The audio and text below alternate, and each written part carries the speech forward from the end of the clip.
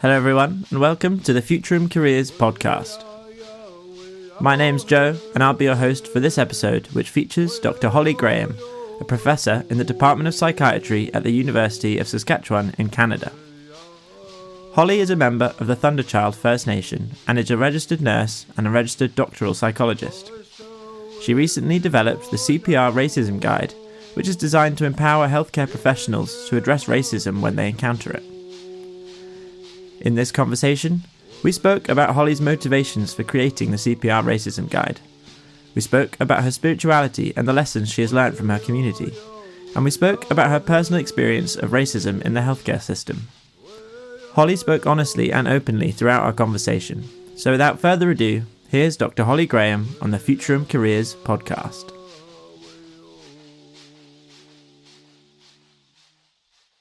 Hello, Holly. Welcome to the Futurum Careers podcast. Thank you for being with us today. Well, thank you very much for the opportunity. It's great to have you with us. So I normally start these podcasts just to warm us up a little bit with 3 quick-fire questions, just so that we can get to know you a little bit better as a person. So the first question is, what's your favorite thing to cook? There's so many things I like to cook, from traditional foods. For traditional food, choke cherries. So I love picking the berries and then grinding them and then cooking choke cherries in our traditional way. And I would say as a dish, I love turkey. Nice. And the next question is, after a long week at work, what do you do to unwind? Well, there's several things. I like to go for a bike ride. I have a little Bichon Frise and he rides in a little carrier behind me. Or we go for a walk. Generally, it's something in nature, something outside. Nice. And the last question is, if you could be any animal, what animal would you be and why? Oh, that's a great question. And I think about that. I love the wolf. I just think that the wolf is so stoic and courageous and has such a history. And dogs come, when we look at our most favorite companions and how amazing dogs are and all the things they can do, from sniffing bombs to sniffing cancer to sicknesses to just generally loving us. I'd have to say the wolf. Yeah, that's a good answer. Great. So you've created the CPR RACISM guide, which helps healthcare professionals address racism in their workplaces. Could you briefly just tell our listeners just a little bit about what that guide is and how it works? Sure. I wrote the guide because we know that racism is a form of violence. And particularly when we're looking at healthcare, we know that this actually has been a cause of death in Canada. So I wrote the guide with hopes that it would be a great and easier tool for people to actually intervene when they witness racism, and also to teach in nursing schools. So that was the idea behind it, is something concrete, practical, visual, that is basically written in our competencies, things that we have to do as nurses and healthcare providers. Most of our competencies are very similar about advocacy, patient safety, evidence-based practice, and those concepts that are critical so we can provide the best care for people who come into our care. Yeah. And you mentioned there that there's been times in Canada where racism has led, unfortunately, to death. One of the things that in the Futurum brochure you mentioned had an effect on you was the death of Joyce Echaquan. In case our listeners aren't aware of Joyce's story, could you sort of tell us what happened to her and how that situation affected you and your thinking? Yeah, that situation happened in Quebec, and it happened during COVID. And unfortunately, this First Nation woman had been admitted and was treated inappropriately and ended up dying as a result of it. But not only did she die, she experienced racist remarks being thrown at her.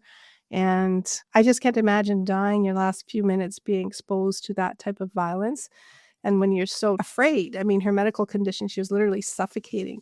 And I just thought nobody should leave this earth and transition to spirit world under those conditions. And she actually live streamed it on Facebook. So it was actually available for all her family and relatives, and actually for the world to witness her care. So when I became aware of that, I thought, what can I do as one nurse? I'm but one nurse.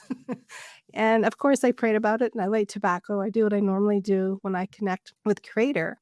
And so it didn't come to me immediately, but then I was also watching Grey's Anatomy, and everyone who comes through the emergency, little Meredith, his tiny doctor, she's jumping on everybody and doing CPR. And it just kind of, I thought, that's what I need to do. I need to write CPR Racism to draw and underscore the urgency that people are dying as a result of racism.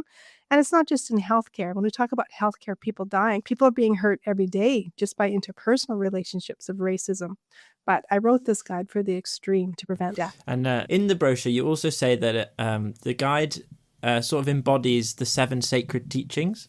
Could you tell us a bit about those teachings and how they've sort of influenced or informed the guide? Well, with my research, I have looked at, of course, you have to have guiding principles and frameworks and all research that you do. And I've looked to my traditional ways. I'm Cree and Scottish and look at the teachings. Now, the 7 sacred teachings that are shared worldwide are Anishinaabe. And our Cree, we have our own 7 sacred teachings are very similar. I believe that to make this world a better place, it's about how do I live in peace and harmony in my own body first, and then that'll extend out. So it's a fundamental concepts and principles that when we actually live them, it creates harmony. So it's like love, respect, honesty, and courage and bravery go together, truth, wisdom, and humility. So I've based most of my research on that. And it's about development of character and who we want to be to become the best version of ourselves. So I just think that every human being needs to have some sort of values that they live by, that they value. And those are mine. And my mother taught them all the time. She was an elder in the Catholic school, and she shared these with all the students. And she herself attended residential schools. And so it's something that she embraced wholeheartedly, and I have as well. Yeah, and you say in the brochure as well that the development of your spirituality, something that's been central to that, has been participating in sun dances. Could you tell us what a sun dance is and the influence that they've had on you and your spirituality and the way you think about the world? Well, as First Nation people, we acknowledge the Creator and the connection through spirit. And so we see that as very real, and many of our ceremonies are ways that we connect to the Creator. They've basically been designed to that, to transcend these worlds. But what it's done is it's allowed me to develop that connection with the Creator and to center my thoughts and my prayers and my intentions purposefully. Because you do spend 4 days camping together, and you're fasting and you're dancing like in the sun dance, and you're going without food, and you're in deep thought, like you're praying. And as you're fasting and sacrificing, there's just increased awareness of what I am responsible for in my life and what I can do, but also praying for my relatives and my loved ones. So it actually taught me that we do have to focus on what we want, and we have to change our behavior. It's not just a matter of praying, like, please let this change in my life. It's about what can I do? Like, I love one of the sayings, dreams only work if you do. We can all have all the dreams, right? But unless we're willing to do something and change, not likely our circumstance will change. So it taught me discipline. It taught me respect. It taught me about family, community, connection, support. And I felt very supported in that environment with the elders and the teachings and the language, exposure to the language. My mother was a fluent Cree speaker. However, I didn't learn Cree. I understand basic conversation because she didn't want me to have an accent, because she saw the harm when she was in residential school. So for me, it was a way to hear more of the language and to understand some of the beauty. Like, one of the language is so beautiful, and it's filled with instruction. It's filled with our roles, responsibilities, and teachings of how to conduct ourselves, our relationships. So the Sundance was fundamental in understanding that there's more than me. There's a connection that goes beyond me, and that I'm not alone. And did that influence your decision to become a nurse, that mindset? Actually, it was my mother's dream for me to be a nurse. Her dream was to have one of her daughters be a registered nurse. And so she wanted that. I actually used to faint when I got needles. I was the person who was like fainting and like, no, I don't want a needle. And so I actually wanted to be a police officer, and I wanted to go into law. But I was too young when I graduated from grade 12 to go into depot. You had to be at least 19, and I was only 17. So my mom said, why don't you go take a 2-year nursing diploma? And I thought, I'll make my mother happy. I'll go in and I'll fail out at Christmas because I will not be able to give a needle. And then at least I can say I tried. But it's much easier to give than receive, is what I found with needles. I didn't have any trouble giving a needle. And so I stayed in it. And now I'm very happy that I listened to her, because health is wealth. And when you become a nurse or a healthcare provider, you learn the principles of how to have a healthy body, which is important for to have a healthy mind and a healthy spirit. So now, thinking about other people who are maybe considering a career in nursing, do you have any advice for young Indigenous trainee nurses on how they can navigate these early stages of their career? I would say there's going to be challenges in every career. So it doesn't matter what career we choose, we're going to face challenges as First Nation peoples, just because of the history of colonization and the power differentials and some of the biases and stereotypes. But what I would say is we can't change the system until we're a part of it. And I remind myself of that. I mean, it's rewarding working with patients and clients. I have loved that. I've been a registered nurse for decades. But our systems are not perfect. And I think that extends beyond healthcare. And so we just have to be realistic and know that if we want change, we have to become a part of the system. Yeah. Something else that I wanted to ask you about was your personal experience of racism within the healthcare system and how that affected your life, and whether that had any impact on your research. Well, that's really interesting that you ask about that. So I used to do martial arts. I have a second degree black belt in karate, and I was competitive, provincial, nationally, and internationally. And I developed knee pain. And when I went to see my physician, he just said, it's from arthritis, Holly. Like, there's no need to x-ray it. We know what's going on. And this kept on for many years. And finally, there was an unfortunate incident where my husband and I were almost mugged because I was having one of my episodes with my knee, and he's a firefighter. And so he's like half carrying me because I couldn't walk. My knee would lock. And so I went in the next morning and I said, I really want to see a specialist. And if he tells me this is normal, I'll live with it. So, of course, the specialist x-rayed it, and I had a rare condition, synovial osteochondromatosis. And it's a rare condition that can happen in the knees and in the elbows where extra bones start growing. And when I went back to my physician, he, of course, was apologetic and very kind, and I'm sorry. But what that meant is I had to quit doing karate and I had to quit running. And personally, I mean, I gained 20 pounds. And my main coping stress mechanism of running, in addition to all the other things I did, was gone. Like what I loved. The two things I loved the most was running and doing martial arts. But I made the decision that I would do what's best for my body, for my mobility, which meant I had to give that up. As painful as it was, it's a huge sense of loss. Like it's grief and loss, right? But what concerned me was I was a registered nurse prepared with a PhD that I couldn't get an x-ray. And physicians and healthcare providers, they need to know that people who've attended residential schools and their children, which I am a first generation, we have higher rates of these rare conditions, of autoimmune conditions. And I'm not sure that that's being taught consistently in medical schools. So when we complain with kind of weird symptoms, it really should be taken seriously and investigated appropriately. Well, thank you for sharing your experience with us. Earlier we were talking about your spirituality and the lessons that you've learned from your community's spiritual practices. Do you draw on those lessons in these kind of times of difficulty? I do. I mean, nowhere have we been guaranteed that life is going to be easy for anybody, right?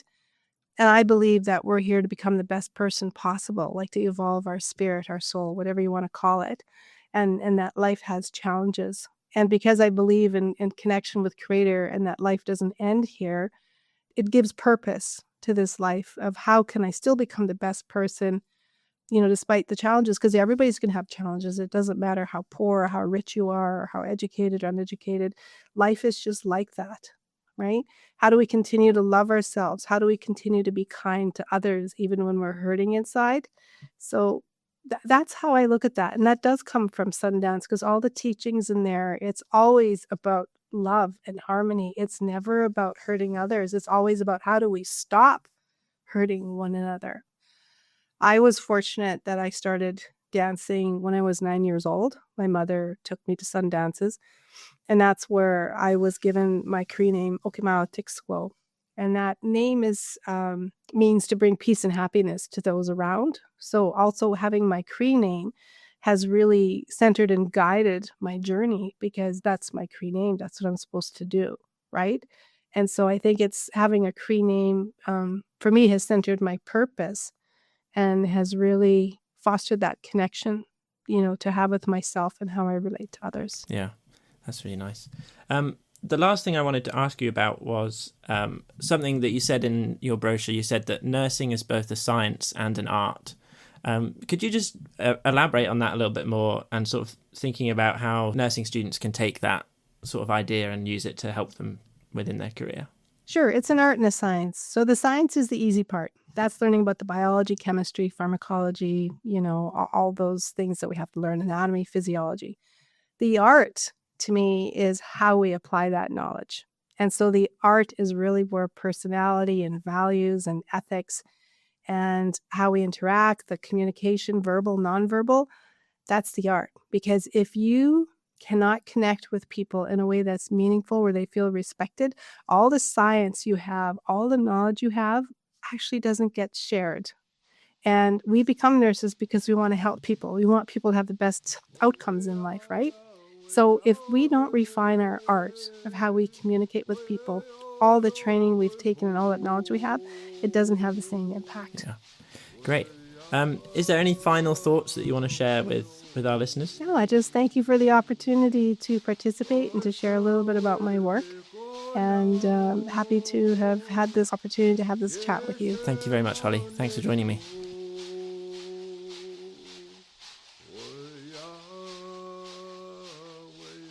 Well, there we go.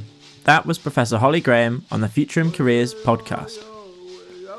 Holly was very open and generous in sharing her personal history and experiences, and she gave some great advice for anyone considering becoming a nurse, so thanks again, Holly. I'd also like to thank Jeff Wastazikut, a Cree knowledge keeper from Lucky Man First Nation, who gifted the music that we've used in this podcast. This was his grandmother's song, and it talks about spiritual compassion. If you want to find out more about Holly and her research, you can head over to the Future in Careers website, where you can read her brochure. You can also find a transcript for this podcast and a PowerPoint presentation that will help you reflect on what you've heard. If you have any questions or comments about anything that we spoke about on this podcast, please feel free to get in touch with us on our social media platforms. You can find us on Facebook, X, LinkedIn, Instagram, and Blue Sky. Just search for Future in Careers and we'd love to hear from you. Well, that's all for now, and I'll be with you again very shortly on the next episode of the Future in Careers podcast.